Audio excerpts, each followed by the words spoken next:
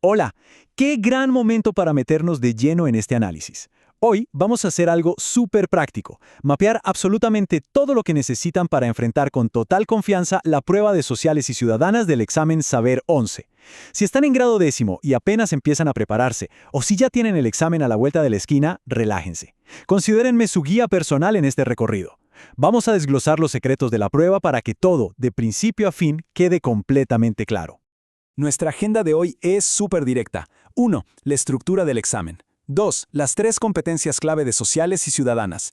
3. Cómo nos evalúan las perspectivas. 4. El poder del pensamiento sistémico. Y 5. Unos tips buenísimos para identificar argumentos. Les aseguro que al terminar esta sesión, analizar problemas sociales complejos les va a parecer pan comido. Empecemos por el principio. El punto número 1. La estructura del examen Saber. Conocer el terreno de juego es fundamental para no llevarse sorpresas. A ver, la jornada de evaluación se divide en 2 sesiones grandes. En la primera van a enfrentarse a matemáticas, lectura crítica, ciencias naturales y nuestra protagonista de hoy, sociales y ciudadanas. Además, hay unos cuestionarios sobre clima escolar y nivel socioeconómico. Luego, en la segunda sesión, vuelven matemáticas y ciencias naturales, se suma inglés y adivinen qué, vuelve a aparecer sociales y ciudadanas. Y esto es clave, escuchen bien, como la prueba de sociales está en ambas partes, van a necesitar mucha resistencia mental. Saber administrar la energía y el ritmo de lectura es literalmente la diferencia entre terminar con fuerza o agotar la batería a mitad de camino. Pasemos rápidamente al punto 2, sociales y ciudadanas, y sus 3 competencias. Vamos a ver qué es exactamente lo que el ITFESIBE quiere que demuestren. Y no se trata de memorizar 1000 fechas. Son 3 pilares fundamentales. El paso 1 es el pensamiento social, que básicamente es entender el contexto, o sea, dónde y cuándo estamos parados histórica o geográficamente. El paso 2 es la interpretación de perspectivas, es decir, reconocer que en un conflicto hay varios actores, y cada uno tiene intereses válidos desde su propia orilla. Y el paso 3 es el pensamiento sistémico.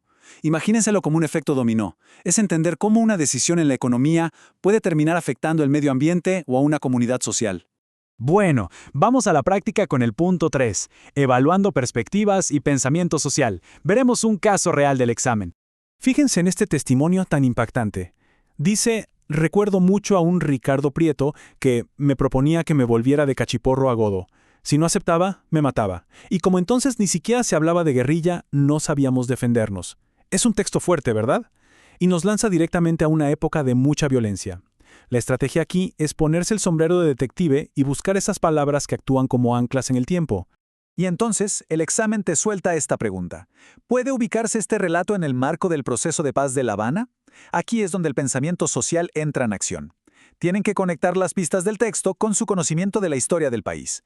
Dar en el clavo depende de esas palabras clave. Términos como cachiporro y godo eran las formas coloquiales de llamar a liberales y conservadores allá en los años 50, en esa época tristemente conocida como la violencia. Además, el mismo texto te da un regalazo. Dice, ni siquiera se hablaba de guerrilla. Eso automáticamente descarta el proceso de paz de La Habana, que fue muchísimo después. Por eso la respuesta es un rotundo no. ¡Boom! Contexto histórico aplicado a la lectura crítica. Pasamos al punto 4, el poder del pensamiento sistémico. Presten muchísima atención aquí porque esto es, de lejos, lo que más les va a servir para las preguntas difíciles. Imaginen este escenario sobre un debate minero, tal cual sale en las pruebas. Tenemos a la Corte Constitucional diciendo que las comunidades locales deben poder decidir sobre la minería en su territorio. Pero, por otro lado, un sector del gobierno central dice, un momento, la Constitución nos da la autoridad a nosotros, a la nación, para administrar esos recursos.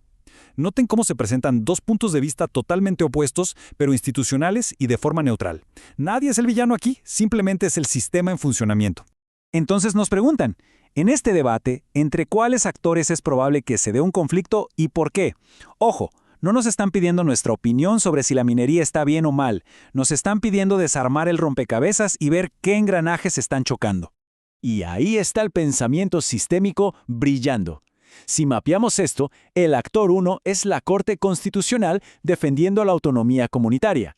El actor 2 es el sector del gobierno central reclamando su autoridad nacional. Así que el conflicto real, estructural, es entre autonomía local frente a la administración centralizada.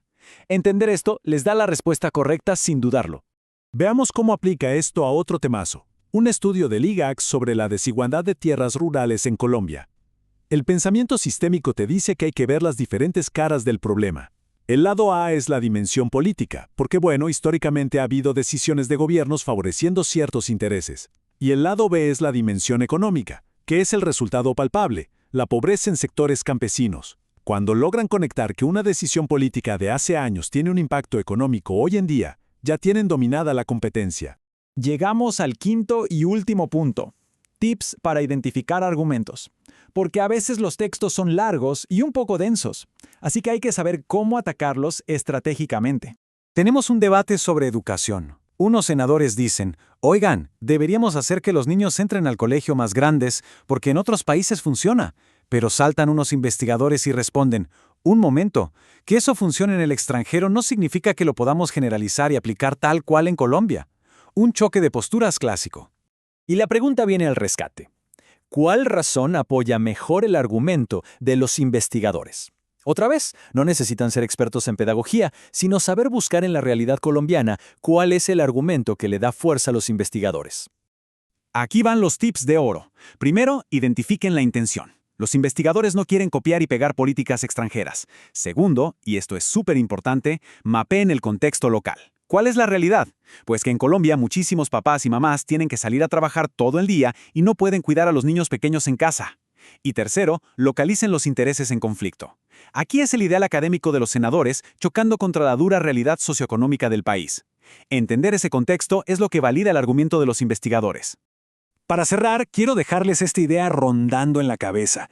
¿Cómo puede todo esto que vimos hoy no solo asegurarles un súper puntaje en el Saber 11, sino ayudar a construir una sociedad mucho más justa? Porque piénsenlo bien, prepararse para esta prueba no es llenarse la cabeza de datos, es afinar el pensamiento, es aprender a escuchar distintas perspectivas, a ver el panorama completo y a entender cómo funciona el mundo en realidad. Aprovechen estas herramientas para analizar todo a su alrededor y van a ver que el éxito en el examen llegará por añadidura. A darlo todo en esa prueba y nos vemos en un próximo análisis.